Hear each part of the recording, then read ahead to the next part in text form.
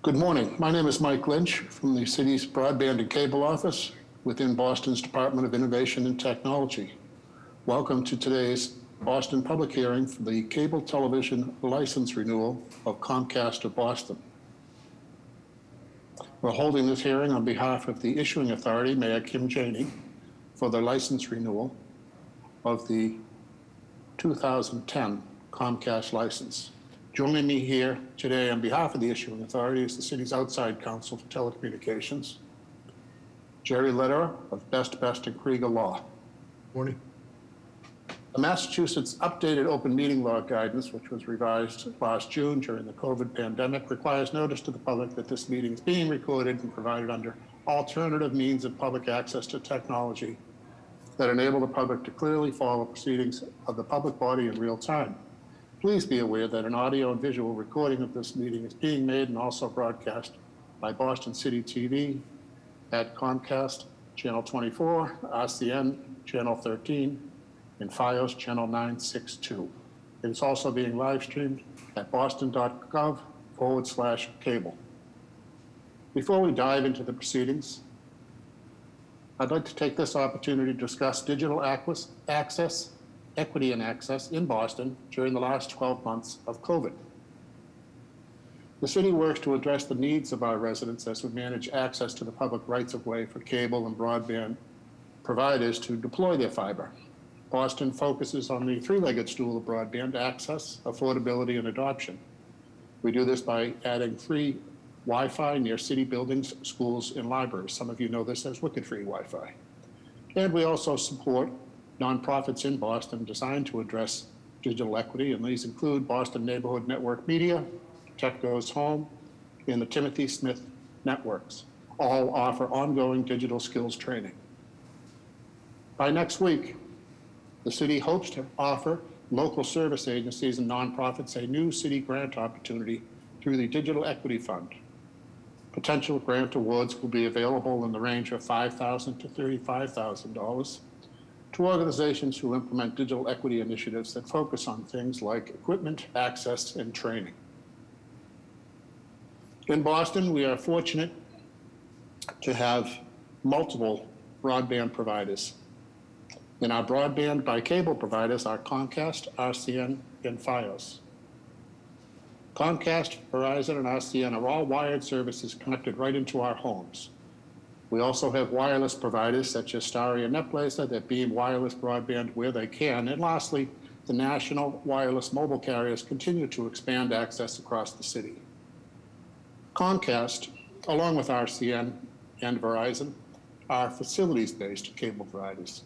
As such, each has a city license for cable television to build in or under our streets and service our homes. All three also provide broadband service outside of their cable license, but inside the same fiber. All three kept the FCC's Keep America Connected pledge this year in providing broadband and wireless services to keep folks connected during the pandemic. All three also offer versions of affordable broadband. Comcast and RCN offer senior discount programs for cable TV. And all three contribute to a robust city use network, what we call BONET, for city services, public safety, schools, and libraries. And at this time, we need to recognize that Comcast goes beyond their cable television license in Boston, those commitments, by providing low-cost home broadband through Comcast Internet Essentials, which costs about $10 a month. That service is now being provided to over 3,500 Boston households through a grant program at the Boston Public Schools and a separate grant program through Tech Goes Home. Comcast also offers self-install kits and remote access during this health emergency. They have been very busy this year installing robust high-end Wi-Fi in Boston's community centers through their new Lift Zones program. And Comcast is universally built out in Boston for both cable TV and broadband. We are here today to discuss Comcast of Boston and their cable television license. If anyone attending today's hearing would like to make a public statement, please take this opportunity to enter your name in the chat feature of this meeting. Comcast in Boston manages a cable system that dates back to 1982, when Mayor Kevin White granted the city's first cable franchise to Cablevision. Comcast has been the incumbent provider of the city's first cable franchise since 2002, when the license was transferred from AT&T Broadband. The purpose of today's hearing is to renew the multi-year renewal discovery, to review the multi-year renewal discovery and to afford an opportunity for the City of Boston's issuing authority for cable licensing to obtain public comment on the renewal license of Comcast of Boston for the Boston cable system. In cable television license renewal, there is review of the license, and the issuing authority considers the licensee's management and technical expertise, as well as the financial capabilities and legal abilities to operate the system. Specifically, the issuing authority considers whether the cable operator has substantially complied with the material terms of the existing franchise and with applicable law. We also consider the quality of the cable operator's service, including signal quality and response to consumer complaints. Our review of the current cable system, cable license and operator includes an ascertainment review and analysis of citizen cable satisfaction and needs, Comcast cable system evaluation, again, the field audit of cable wires and grounding out in our roadways and on our sidewalks and above on utility poles, annual reviews and inquiries of cable rate increases and related reporting, review of the cable operator's financial and customer service filings, and in this case, 2 financial audits that were revenue related and only for the Boston system. The 10-year Boston cable television license protects residents' cable TV, customer service, and privacy. It supports and broadcasts BNN Media PEG access channels. It contributes $10 million annually and combined for city and PEG operations. It provides residential access to cable broadband service, though this access does sit outside of the licenses. And lastly, there is city use through a long-term lease of dark fiber for city network. Additionally, benefits of the Comcast license that are unique to Boston include senior discounts on basic service, neighborhood customer service centers, an employment policy that benefits Boston residents, women, and people of color, local procurement to benefit Boston and MWBE-owned businesses, an annual review and inquiry of cable rate increases, and ongoing ascertainment, survey, and analysis. This slide is just a demonstration of the customer service centers that Comcast offers to Boston citizens for the local convenience of payments, parts, and equipment for Xfinity users. I'd like to note here, and I think I'm doing this because it is required, so please allow me. Today's hearing has been duly noticed and advertised in the Boston Herald on March 10th and 17th, on the city website at the link provided, in the city record, a PDF of which is on the link provided, and in the city clerk's public notices of the day, as well as being on Boston's public, education, and government access channels. At this time, I'd like to introduce and welcome our Comcast Greater Boston Region team members. We have Tim Kelly, Vice President of Government Regulatory Affairs, Jerry Buckley, Senior Director for Government Regulatory Affairs, and Angela Holmes, Director, Government Regulatory Affairs, Comcast for Boston. Mr. Kelly, Angela, who would like to take this at this point? I'll forward your slide. I'll take it from here. Thank you, Mr. Chair. Just like to introduce ourselves. So Comcast has a proud history of providing cable service to the residents of Boston since the early 2000s, as you mentioned. During that time, we've invested over $400 million in our hybrid fiber network, passing 99.5% of homes in every corner of the city. We've provided over $200 million of support for Boston's public educational and municipal government programming over the past 5 years. We've made capacity available for 5 channels, cablecasting city content, And we've constructed a public institutional fiber network with more than 130 sites supporting systems that run the day-to-day city operations, benefiting all of Boston's residents. In addition, we've made over $1 million in payments since 2014 to support the Boston Neighborhood Network. We maintain a strong workforce presence in Boston with more than 200 employees in our South Boston field office and our retail locations. And we employ 95 City of Boston residents. We are wholly committed to diversity, equity, and inclusion, and the notion that our workforce should reflect the residents in Boston's communities. And we are proud that our Boston workforce is 54% BIPOC. We are committed to diversity, equity, and inclusion initiatives both nationally and locally through programs such as Comcast Rise, and strive to maintain an inclusive environment for our workforce and for our customers. Year after year, Comcast is named top places to work by Boston Business Journal and the Boston Globe, and we take great pride in our workforce and in the work we do in the community. And if Mike, if you could go to the next slide. Maybe the next one after that, and we'll go back to the map.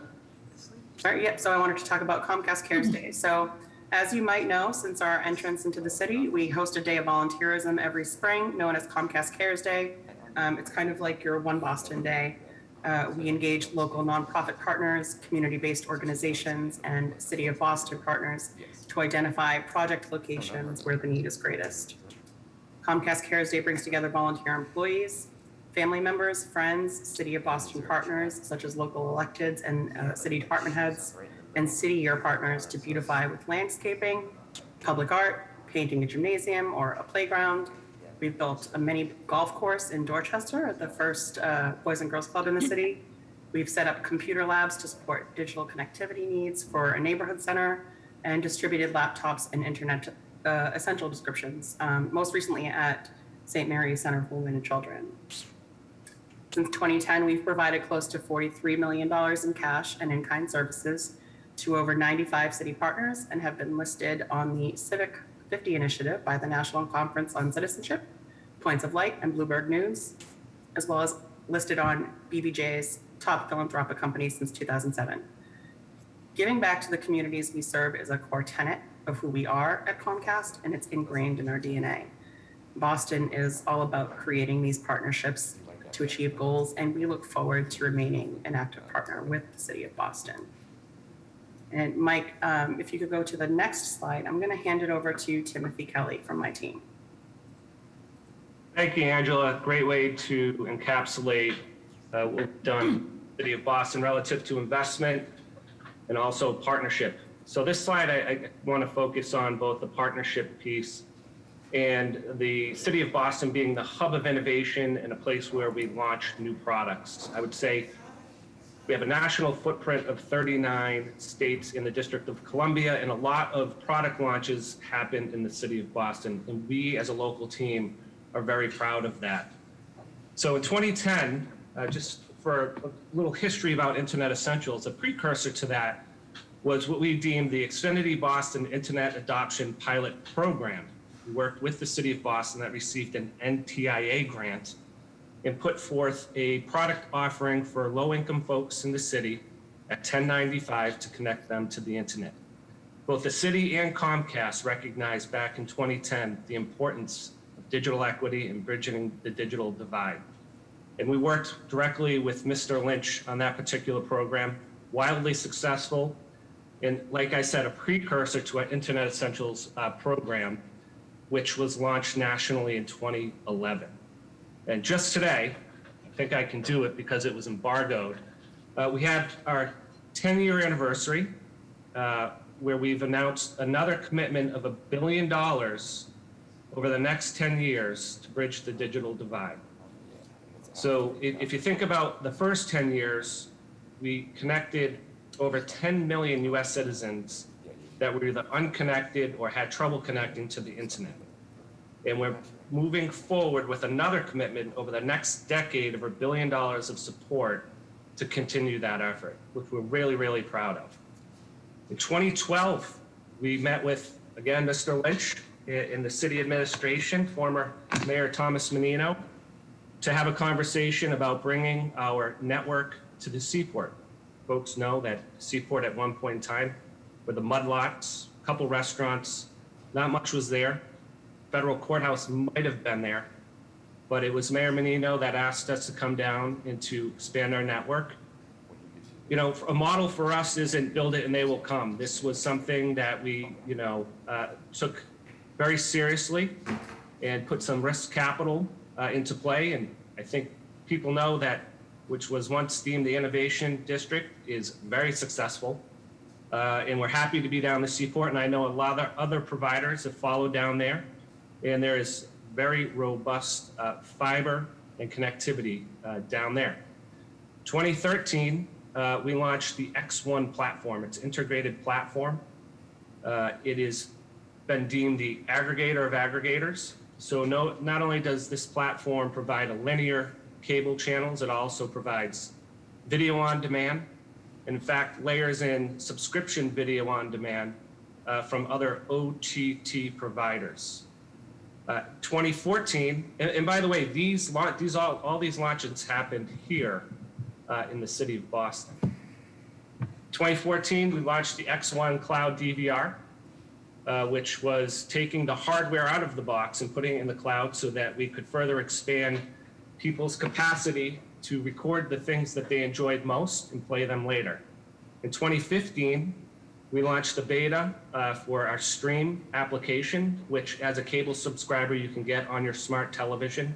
I actually continue to use it now. Also insignificant, in 2015, we extended our license with the city of Boston for another 5 years. In 2016, working with the city of Boston, we launched our Internet Essentials for Seniors pilot. That was done under the Walsh administration.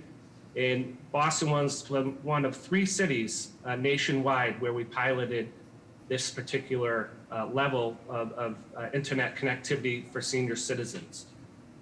In 2017, we had an executive Comcast Care Day site where we had our executives from other parts of the country come visit us and spend the day up in the city of Boston. We opened our ComAv and Alston Xfinity stores. We came into an agreement with the Roxbury Innovation Center to provide not only a robust broadband connection, but also support programs and activities that happened at the RIC and became a major sponsor for RIC. And we launched Xfinity Mobile, which is important because if you're a broadband customer of Comcast, we have an MVNO agreement with a carrier whereby you can get our Xfinity Mobile service. In 2018, we also had a Comcast Cares Day in Chinatown. I actually brought my children down there. We were visited by the mayor and also Councilor Ed Flynn and got a proclamation for that. And it was a great day, nice and sunny and very enjoyable.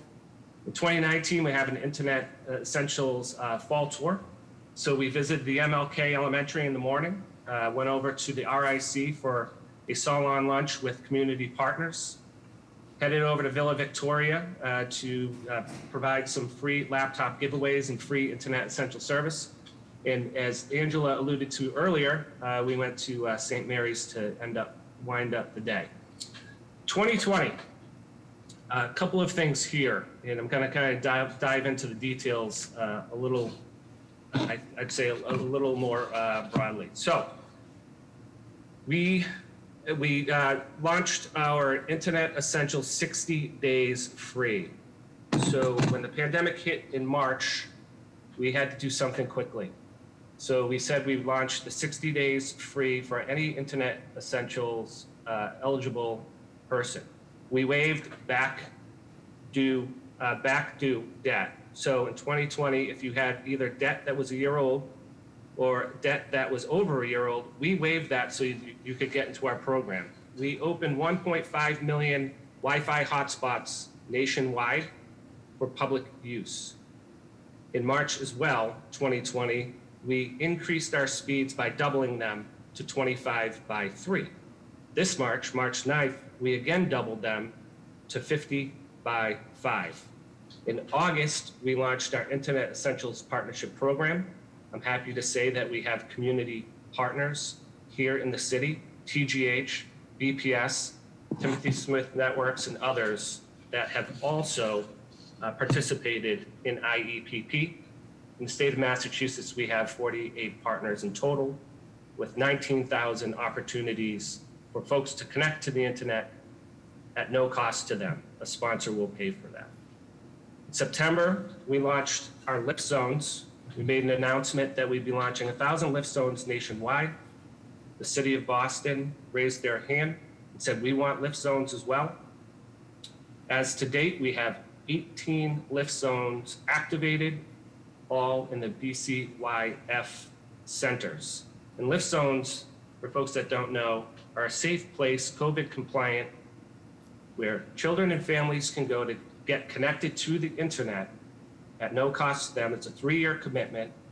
And part of the announcement we made today with the $1 billion 10-year investment will continue to support lift zones for future use. And lastly, we also launched what is known as RISE. So RISE is a comprehensive multi-year plan to be a champion for equality. Comcast is supporting the business community using resources from Comcast Business and Effective. Effective is our advertising arm, and it's called RISE: Representation, Investment, Strength, Empowerment, and Program. And we're happy to note that Spark FM from Hyde Park is a recipient of RISE. I know I said a lot regarding what we've done in the community. It's something we're very proud of. We're proud to be partners with the city of Boston and endeavor and things that are forward-looking. And I think Angela is going to summarize and encapsulate many of what we just said to give a further understanding of what we do here in the community. Thank you. Thank you, Tim. So just a look at this final slide. You know, as I mentioned, giving back to the communities we serve is a part of our DNA. So this is the most I could do in a one slide shot to show you how committed we are to the community that we serve and how important Boston is to us. In closing, we're honored to be a provider of choice in the city of Boston. We see this not as an entitlement, but as a privilege bestowed on us by the renewal license, which will be granted by Mayor Kim Janey. Congratulations to Mayor Janey. We pledge to continue partnering with the city to thrive and to innovate even in the toughest of times. I think we've demonstrated that this last year with the pandemic. And we take our charge seriously to make sure that all of the city's residents in every single neighborhood have access to our robust network and remain connected to the world. We are proud that we connect people to the moments that matter most in their lives. So thank you for your time. Thank you, Angela, and thank you, Tim, for the presentation of the many things that Comcast does both within and outside of their license with the city of Boston. At this point, I would like to turn to one of the most valued components of our city cable licenses, and that is Boston Neighborhood Network Media. The Boston cable system features 5 channels for community access, community news and public affairs, city government, city council, and educational use. Comcast supports access television in 2 ways: by delivering those 5 channels on the cable system and by supporting community, that is local origination, programming through a grant to BNN Media. Lastly, the city recognizes and has conveyed to Comcast the community demand for high definition capacity for the community PEG channels, which has been met by other cable providers in Boston. At this time, I'd like to introduce and welcome the team joining us today from BNN Media, Boston's Community Access Center. General Manager Glenn Williams and Board President Justin Petty. Glenn? Good morning, everybody, and thank you, Michael. As Michael has told you, my name is Glenn Williams, and I am General Manager of Boston Neighborhood Network, the City of Boston's nonprofit, charitable, tax-exempt, public access production and training center. I am today testifying on behalf of BNN for this important community meeting on community cable and technology needs of the city. First, I'd like to thank the City of Boston and Mike Lynch of the Department of Innovation and Technology for this opportunity to share some of the things BNN has been doing during these challenging times. BNN also thanks Comcast for its cable television commitment.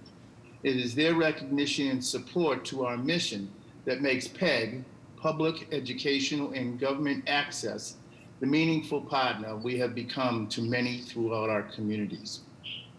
BNN wishes to emphasize the great benefit to the general public and to the city of Boston from continuing strong licensing support for PEG Access and BNN.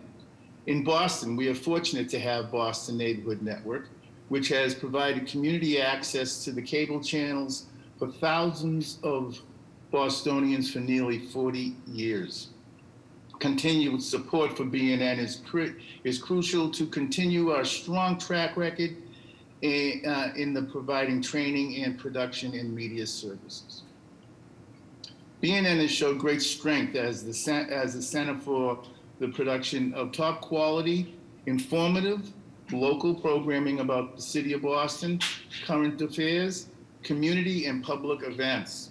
During this pandemic, Boston Neighborhood Network developed a partnership with the Boston Public Schools to provide Boston Public School teachers with a tool to engage remote learning students with curricular-based programming to enhance their learning.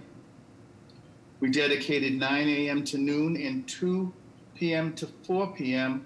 5 days a week for this necessity. From 7:30 p.m. to 8 p.m., 5 days a week, we recruited various high-profile individuals to read bedtime stories called Goodnight Scholars to our younger viewers. Mayor Marty Walsh and Patriots Julian Endelman come to mind as favorites. Now, the only way that we have it accessible to us as the success of these programs, because we don't get analytics, is our video on demand, and there have been thousands of participants in that. So the kids and teachers are all coming back to share a lot of that programming. One of our proudest programming accomplishments is the extension of our local origination weekly program, Extra Help, a homework help hotline call-in program for Boston Public School students. This past year, we helped students live on TV prepare for entrance level exams in math and English language learners accomplishing their goals. With that call-in capability, the students have the opportunity to call in and say, hey, I didn't get that. Can you help me out with that again? Our local origination programming continues to be recognized as the industry benchmark, with Around Town receiving multiple awards regionally and nationally. These programs have become the standard for other PEG Access stations presentations featuring their communities and the people in them. Though our studios have been closed, we continue to provide our members with Zoom classes to continue providing their vital link to their communities. We also carry many of our nonprofit webinars and programming. BNN collaborates with the City of Boston to produce vital programming for the city, as well as other community events and political forums. BNN also provides production resources for Boston residents to produce their own programming. An important aspect of our mission is to provide the citizens of Boston a platform to express themselves freely. This is why the free Zoom classes are made so readily available. Nowhere else on public access cable television can Boston residents see such broad and high quality range of Boston-specific community programming. BNN studios and community access channels are a priceless First Amendment outlet. They are what Congress has called the electronic soapbox, providing a unique outlet for public access and the exercise of our First Amendment rights.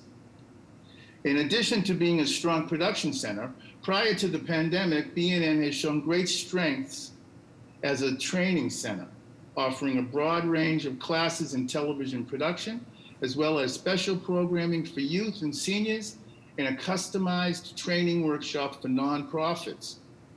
We also provide valuable job training opportunities for interns from many of the area colleges.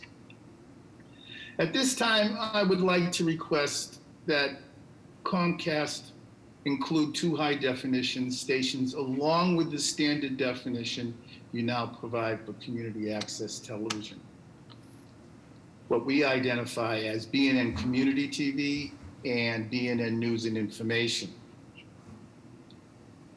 BNN is appreciative of the commitment from Verizon 5 years ago which resulted in high definition for these channels, and the later commitment by RCN to match Verizon's channel contribution.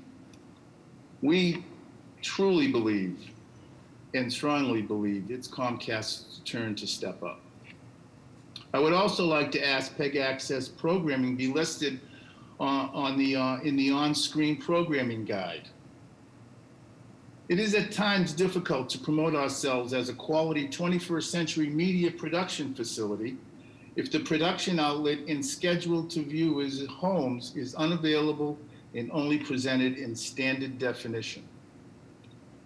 In conclusion, we emphasize that it is BNN's view that a city with a rich history of voices raised to create democracy and a long history of leadership in community media and access should continue its leadership in the provision of community media. Without the support of the City of Boston and cable licenses, we would not have been able to serve so many Boston residents over these many years. This support should continue to ensure a level playing field is maintained going forward. Thank you for the couple of minutes you provided me to share some of our feelings with you. If there's any questions, thank you very much. I am a proud General Manager of Boston Neighborhood Network. Thank you, Glenn Williams. At this time, I'd like to introduce Justin Petty. Justin Petty is the chair of the board at Boston Neighborhood Network. He's also chair of the broadcast journalism department at the Roxbury Community College. Justin, I know you had a chance to speak with your fellow board members last night, as well as some producers of BNN.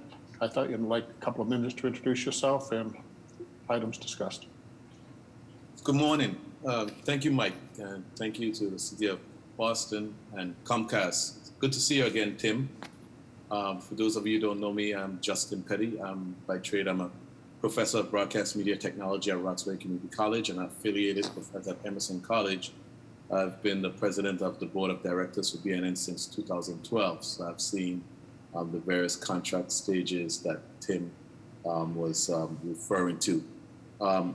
The board is eager and willing and happy to work with the City of Boston and Comcast in providing these services to our constituents in the City of Boston. I think our general manager, Glenn Williams, is doing a wonderful job. He said a lot in his statements, so there's no need for me to say any more. However, it's very important that we press for those HD channels and the user interface, the TV guide interface, so that our community members can know what we are doing, what programming is out there, and they can tune in at an appropriate time. Right now, they're just seeing local original nation programming, and that's I don't think that's good enough. But if we are producing content in HD, I think we should be distributing the content into the community as well. Thank you for your time, and I look forward to working with you all.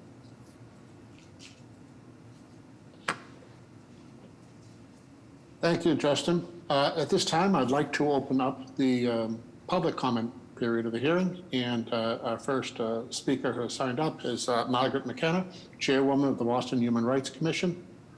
Margaret, welcome. The floor is yours. Thank you.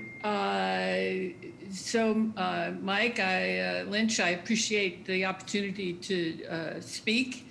And I want to first associate my remarks with Glenn Williams and align my remarks with him and urge Comcast to list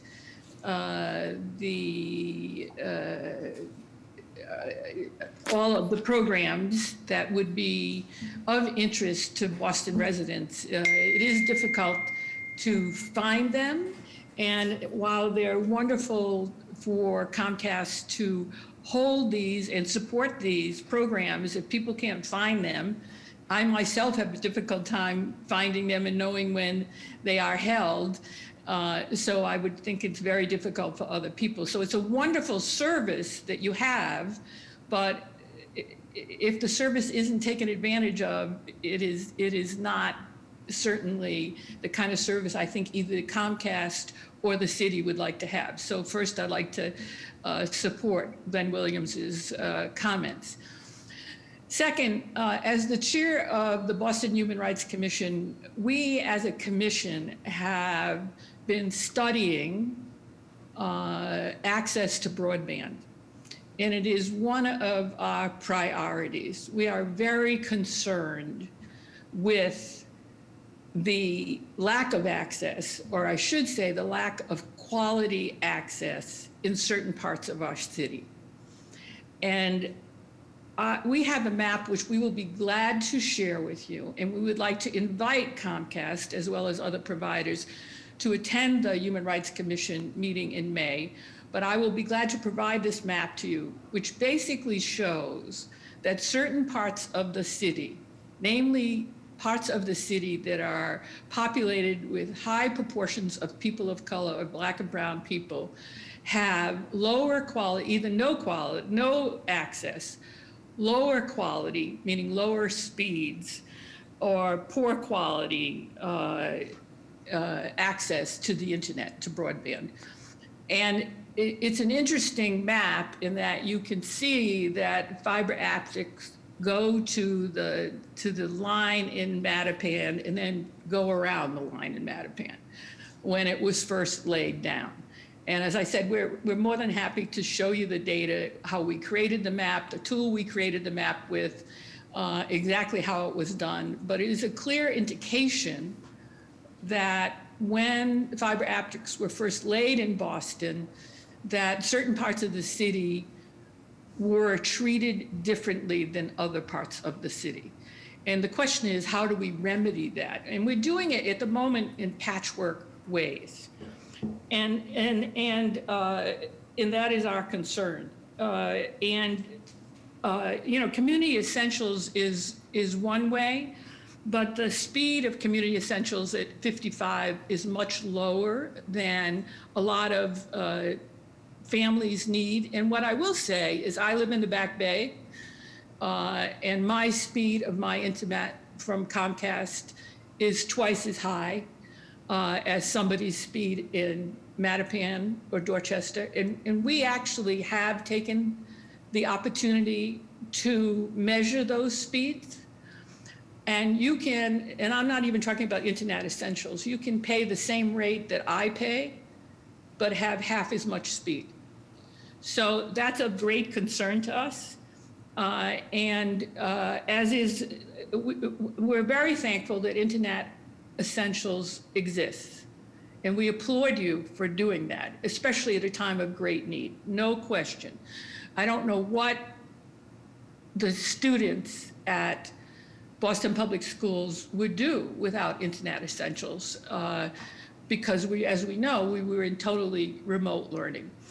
But the problem at the time, and the problem which continues, is that if you had more than one member of the family accessing broadband, you might have difficulty with access, or the speed would be very slow.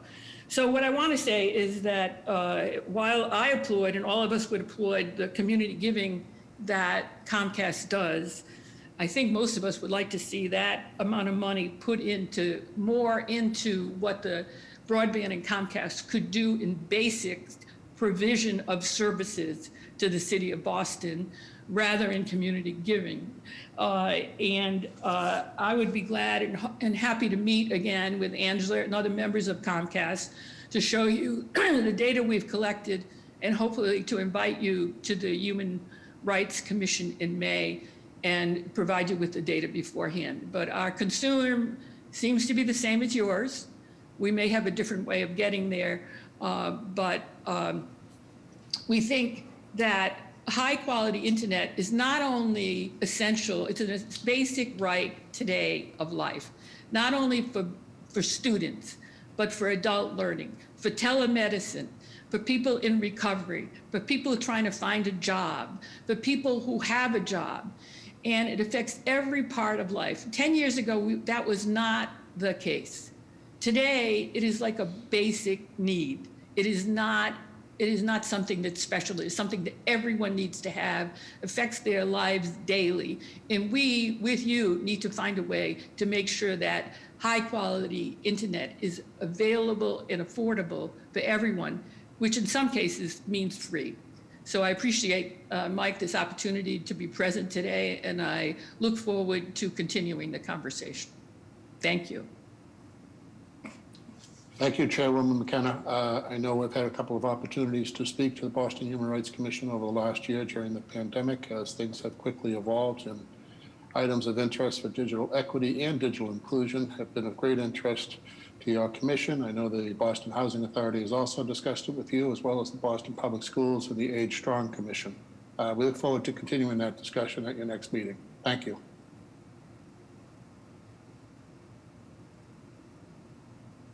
Ethan, I don't have any further commenters on my queue.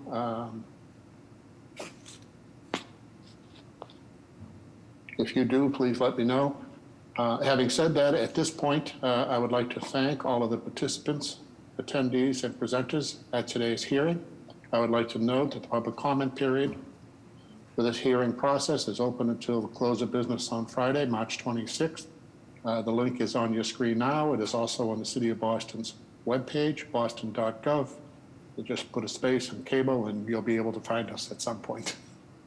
Thank you very much to all the attendees. Thank you for your contributions today. We look forward to continuing the discussion. Thank you, Mike. Thank you, Mr. Lynch. I have a question from the speaker from Comcast. What was her name? That would be Angela Holmes. Yep, Ms. Holmes. Holm. Yes. Ms. Holmes, were you reading from a script? Because I didn't want to interrupt, but there were some things I missed. Your head was down and you were talking fast. Yeah, I prepared a statement, so any questions you have, feel free to reach out. I will. I'm reaching out now. Would you take down my email address? Pat, I'll link the two of you after this call. Pat is our stenographer for today's meeting. Angela, if you and Tim have written remarks, we'd love to include them within the record, and it will, of course, make Pat's life easier, which is why we're here. All right, thank you. All. Thanks, Mike. Okay, Angela? With that, Mike, we so close.